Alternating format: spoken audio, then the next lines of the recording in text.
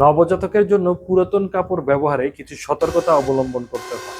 পুরাতন কাপড়গুলো ধুলাবালি এবং দাগযুক্ত থাকলে তা খুব ভালোভাবে পরিষ্কার করে ব্যবহার করতে হবে। ধোয়ার সময় হালকা ও নিরাপদ ডিটারজেন্ট ব্যবহার করতে হবে এবং রোদে ভালোভাবে শুকাতে হবে। এই পুরাতন কাপড় বা পুরাতন কাপড়ের তৈরি কাঁথাগুলো ব্যবহার করার সময় বাচ্চার শরীরে যদি কোনো প্রতিক্রিয়া দেখা দেয় তাহলে ব্যবহার করা বন্ধ করে দিতে হবে।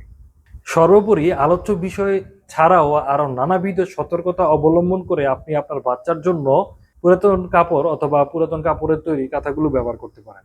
এখন আপনি বিবেচনা করুন আপনার সদ্যজাত নবজাতকের জন্য এই অগ্নি পরীক্ষাগুলো রাখবেন নাকি নতুন সুতি এবং খুব সফট এই কাঁথাগুলো আপনার সন্তানের জন্য ব্যবহার করবেন। আমি আমার নবজাতকের জন্য এই কাঁথাগুলো ব্যবহার করে আসছি।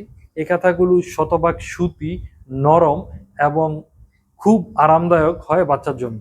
আমি যেহেতু আমার বাচ্চার জন্য এই কাঁথাগুলো ব্যবহার করে আসছি, আপনি চাইলে নিঃসন্দেহে আপনার বাচ্চার জন্য এই কাঁথাগুলো ব্যবহার করতে পারেন।